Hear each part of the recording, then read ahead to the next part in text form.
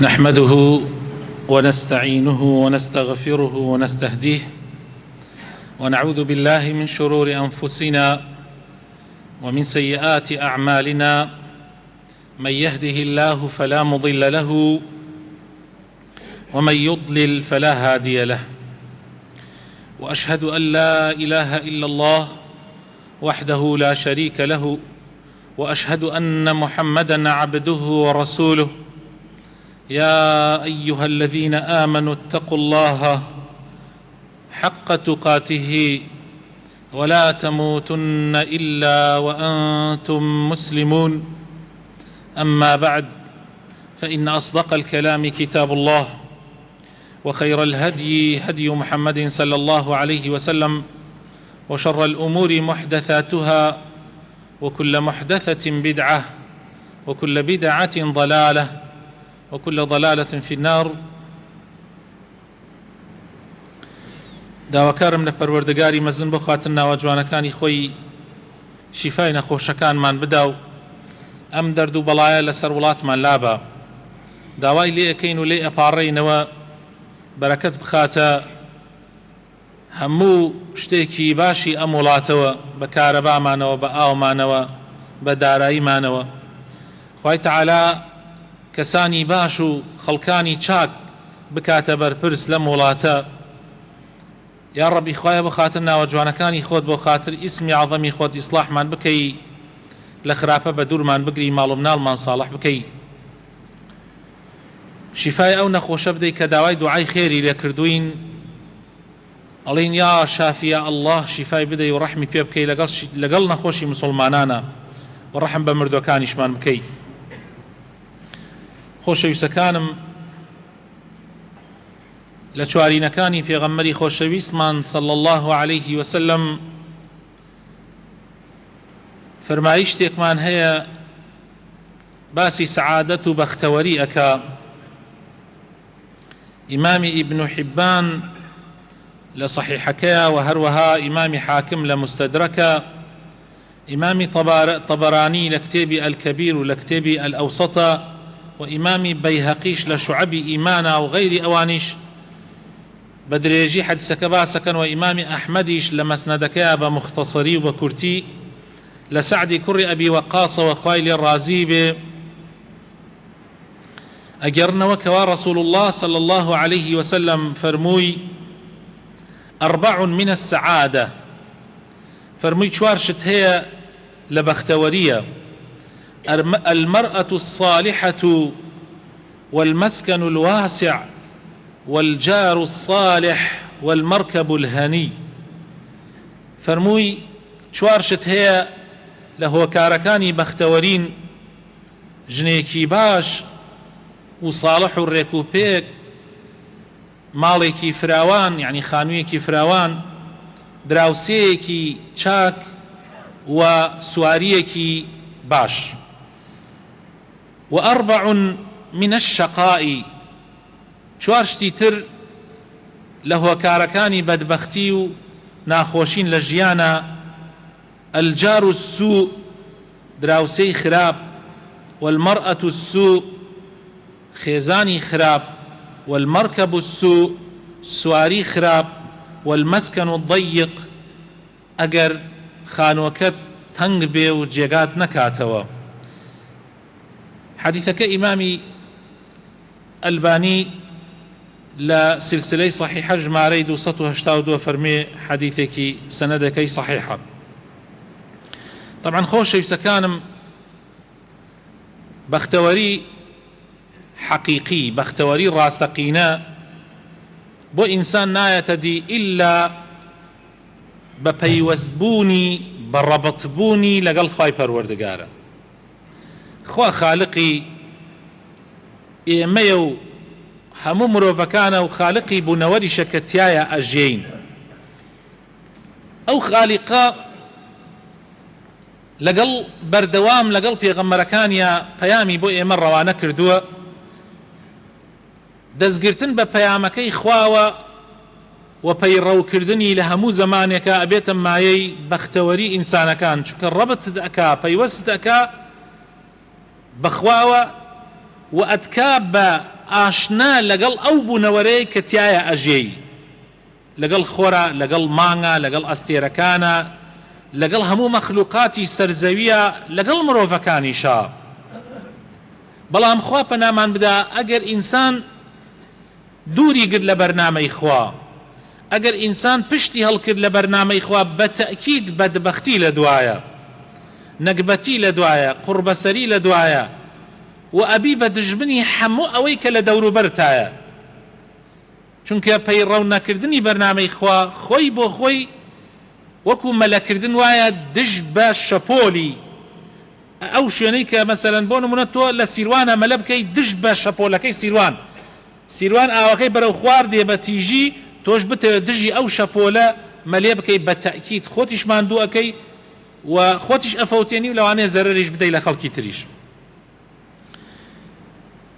ئیمامی مسلم بۆمانی ئەگەڕێتەوە لە صحیحەکەیە حەدیثێک لە پێغەمبەری خۆشەویستمانەوە صلی الله عليه وسلم، پێغەمبەری خوا فەرمووی: ثلاث من كن فيه وجد بهن حلاوة الإيمان، من كان الله ورسوله أحب إليه مما سواهما. كسيك يعني طبعا هر كسيك أجر أمس يشتي تيابي في غمرة فرمية صلى الله عليه وسلم هست بلزتي إيمانك، وهر كسيكش هست بلزتي إيمان بك هر لدنيا بختورة. والله هيت شيرينيك هيت لذتك أوني لذتي إيمان أجر بيتشيجي بلزت نية وبختورينا بخشي هيت شتيك جاء أو لذتي إيمان بمس يشتبه دزدي خوا و پێغەمبەری خوا لە هەموو شتێک خۆشەویستتر بن. هەر شتێکت خستە سەرەوەی خوا و پێغەمبەری خوا بەدبەختی لە دوایە. أحبب من شئت وأحبب كيف شئت فإنك مفارقه. بڕۆ هەرکێت خۆشەوێ چۆنیش خۆشتەوێ خۆشت بێ، يعني لسروي خوشويسي خوا بخيت السروي خوشويسي بيغمري خوا صلى الله عليه وسلم روجي دي بجيتيلي مروفيا كت خوشوي لخوا خوشترتوي يا تو او بجيتيلي يا او تو بجيت يا تو او بجيتيلي يا او تو بجيتيلي. هر شتێکی دنیایی سیارە، ماڵ، پارە، خانوو، خۆشترین لەزەتەکانی دنیا بەجێی دێڵی خۆشەویستەکانم عیبرەت وەربگرە لەوانەی پێشی خۆت. هیچ شتێک نەماوەتەوە بۆ هیچ کەسێک کەوابوو بەختەوەری حەقیقی لەوەیە کە خوا و پێغەمبەری خوات لە هەموو شتەکان خۆشتر بێ، ئەوە هەر ئەمێنێتەوە و باقیە. پاشان وأن يحب المرء لا يحبه إلا لله. هەر کەسێکت خۆشویست لەبەر خاتری خوا خۆشت بوێ، لەبەر ئەخلاق جوانیەکەی، لەبەر ئیمانەکەی، لەبەر چاکی سیفەتەکانیت خۆشت بوێ، نەوەک لەبەر خاتر جوانیەکەی. چونکە جوانی ئەڕاو نامێنێ. ئیسە جوانترین کچی ئەم دنیایەت خۆش بوێ، ڕۆژی ئەڕاو ئەو جوانیە نامێنێ. لەوانەیە خەریکی چێشتکردن بێ غازێک بتەقێتە دەم چاوێ، ئەگەر لەبەر خاتر جوانیەکەی بێ جوانەکەی ئەڕوا، تووشی نەخۆشیەکی پێست هات جوانیەکەی ئەڕاو نامێنێ. ئەگەر لەبەر خاتر پارە و پول بێ، لەوانەیە پارە و پولەکە مدەیەک بێ لەوەدا بڕاو نەمێنێ. خۆتان نەزانن پارە و پول بە لە حەزات لەوانەیە نەمێنێ. ئەگەر لەبەر خاتری لەش ساغی بێ، لەش ساغی بەدەستی تۆ نییە، بە لەحزەیە کە لەوانەیە تووشی نەخۆشیەکی زۆر کوشندە بێ. کەوابوو هەر کەسێکت خۆش بێ ئەگەر لەبەر خاتری خوا خۆشت بێ، خۆشەویستەکە بەردەوامە، نەک بۆ دنیا بەتەنیا، بۆ قیامەتیش بەردەوام. لەوێ ئەگەن بە یەکتری، لەوێ بە لەش ساغی بە جوانی ئەگەنەوە بە یەکتری. بەڵام ئەگەر تەنها بۆ دنیایی بێ مدەیەکە و ئەڕاو نامێنێ، لەوەدا هەر تەنها پەنجەی خۆت ئەگازی، حەسرەتت تووشە بێ، هیچ سوودێکی نییە. وەسیەمیش ئەفەرمێ وأن يكره أن يعود في الكفر بعد أن أنقذه الله منه كما يكره أن يقذف في النار.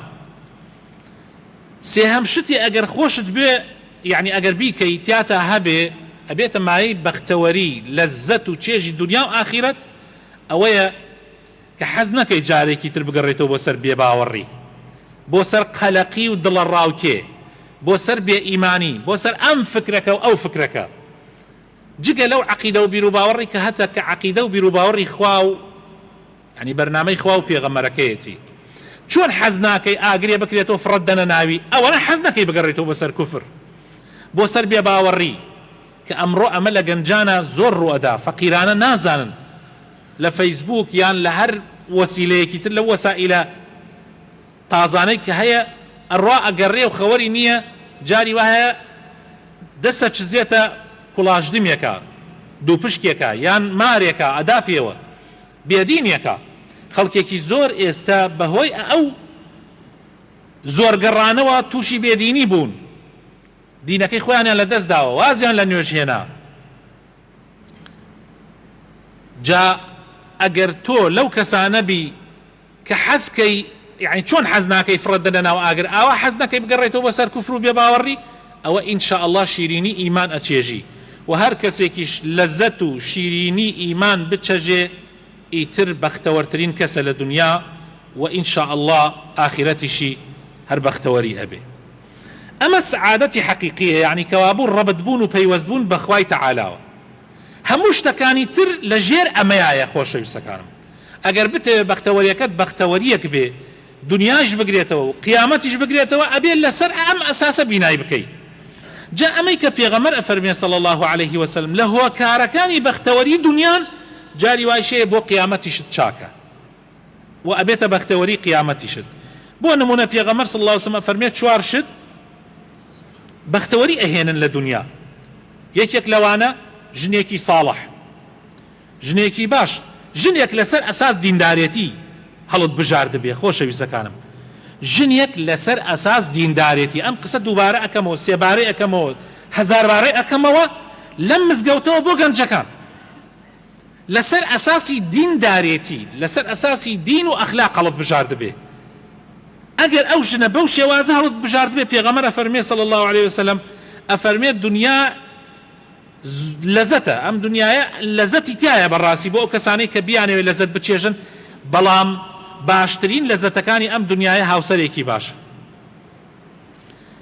چونکە بەردەوام لەگەڵ یای تۆ، بەردەوام لەگەڵ یایی. واللهی ئەگەر ژنەکەت خراپ بێ، یا ئەگەر بە ژنەکان ئەڵێم ئەگەر پیاوەکەت خراپ بێ، پیاوێک بێ گوێی نەدەیتێ، عەرەقخۆرە، سەرسەریە، نەرگیلەکێشە، لە هەر شوێنێکە نوێژ بکە نوێژ نەکە، چۆن ئەژێت تۆ هەر بەس مهم ئەوەیە شووی پێ بکەی، بەس ئەوەیە جوانە و تعارفت لەگەڵیا کردێ و یەکتریتان ناسیە لە زانکۆ، لە پەیمانگا، لە مەکتەب، لە فەیسبوک، نازانم چی، شووی پێ بکەیت و گوێی نەدەیتە دینەکەی و ئەخلاقەکەی، واللهی قوربەسەری لە دوایە.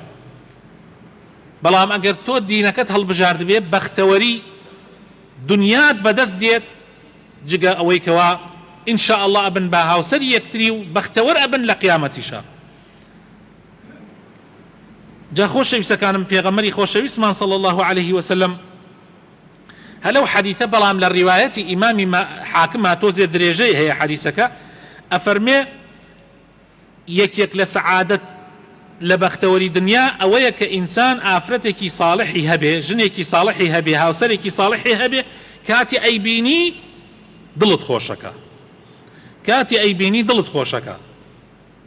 یعنی مەقسەد ئەوەیە کە ئەیبینی دائما دەم بە خەندەیە، دێتە پیریتەوە، هەوڵ ئەدا مەسەن بۆ مێردەکەی خۆی جوانەکاتەوە، هەوڵ ئەدا ڕەزابوونی مێردەکەی ئەخاتە سەر ڕەزابوونی هەر کەسێکی تر، هەر شتێکی تر، هەر شتێکی تر. یعنی ئەوە لە لای مهمە کە مێردەکەی ڕازیکە، چونکە ئەزانێ بەهەشتی ئەو لە مێردەکەیەتی. ئیتر مشکلە نییە خەڵک ئەڵێ چی، ژنی خەڵک ئەڵێ چی، ژنی کۆڵان ئەڵێ چی، ماڵی باوکی و خوشکەکانی و براکانی ئەڵێن چین، ئەوانە هیچی لای مهم نییە. مهم ئەوەیە مێردەکەی چۆن ڕازی ئەبێ، چۆن ڕازی ئەکا. و کاتێ مێردەکەی لە ماڵ نییە، چیەکات؟ ماڵ و مناڵی ئەپارێزێ، ماڵ و مناڵی مێردەکەی ئەپارێزێ کاتێ لە ماڵ نییە. بەڕاستی ئەو ژنانە بەختەوەری دنیا و قیامەتی لە دوایە.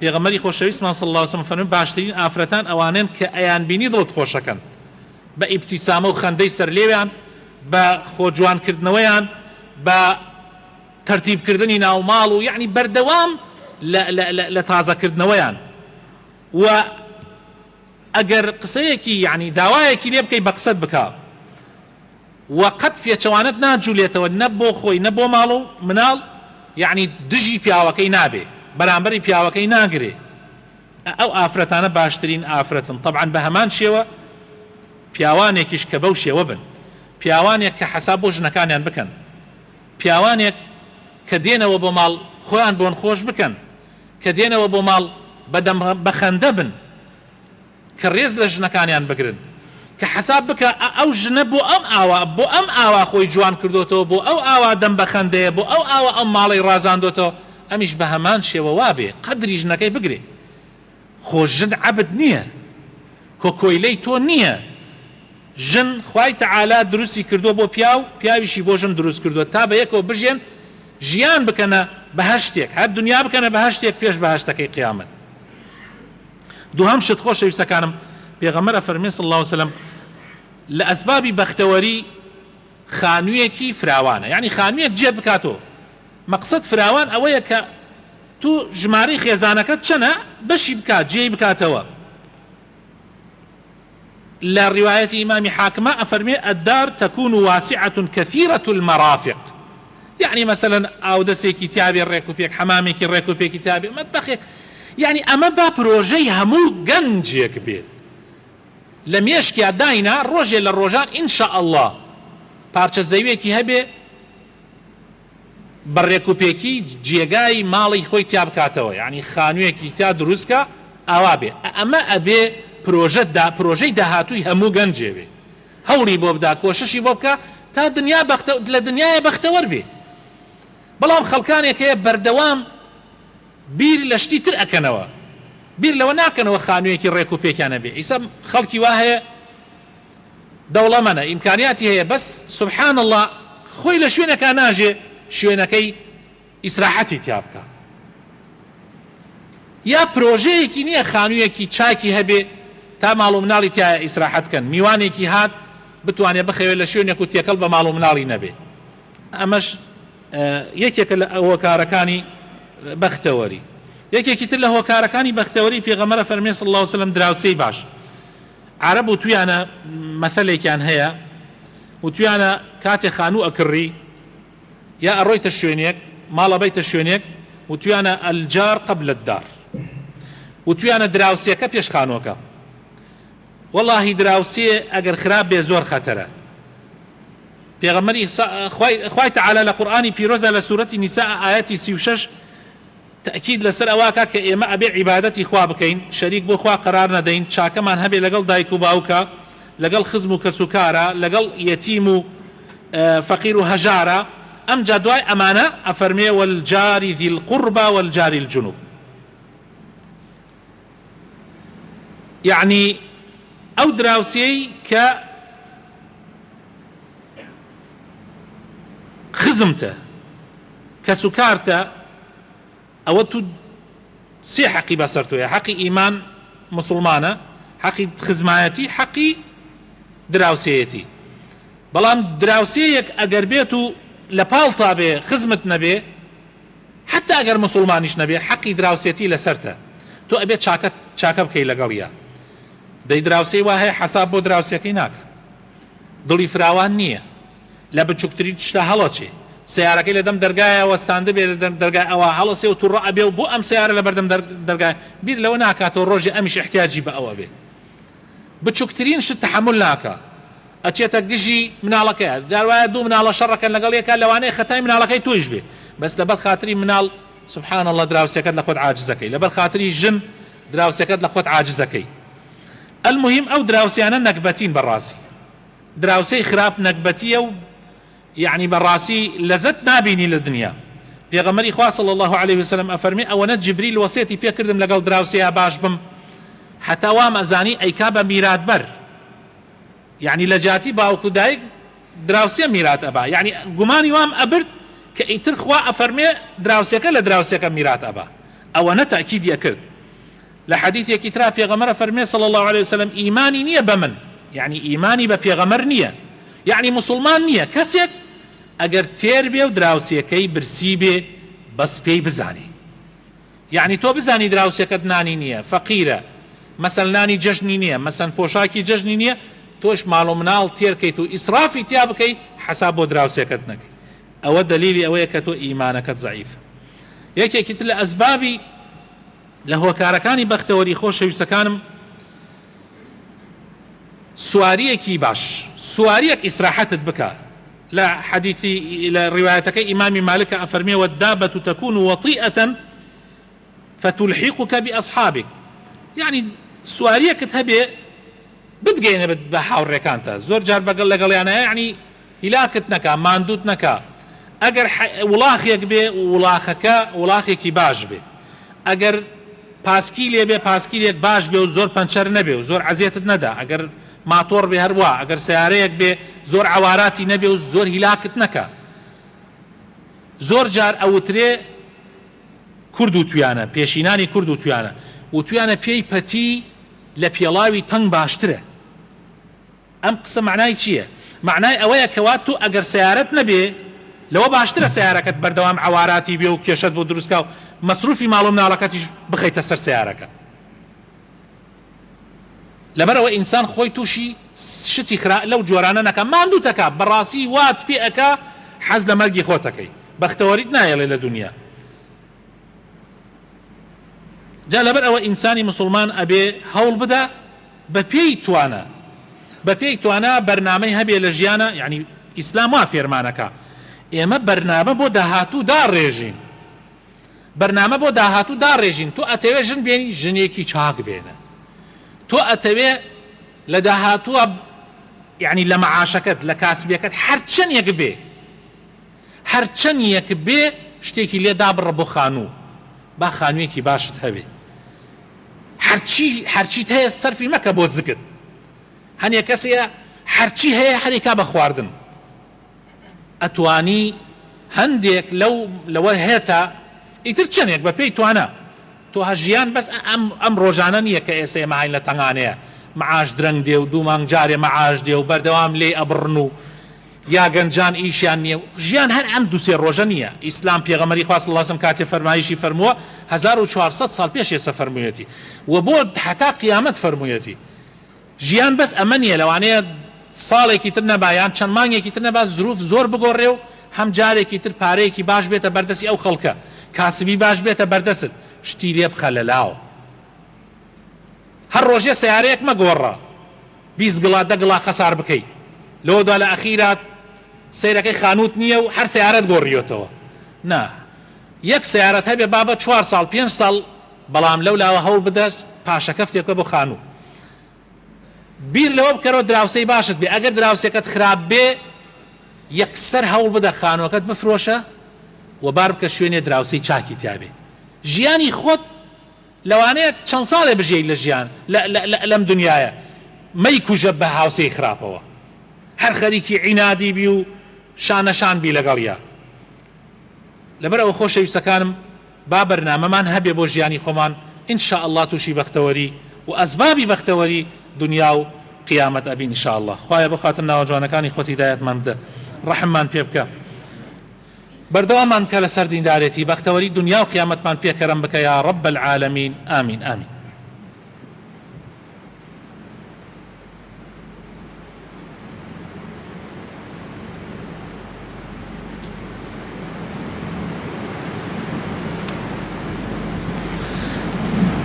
آمين آمين. الحمد لله رب العالمين والصلاة والسلام على رسول الله الأمين وعلى آله وصحابته أجمعين.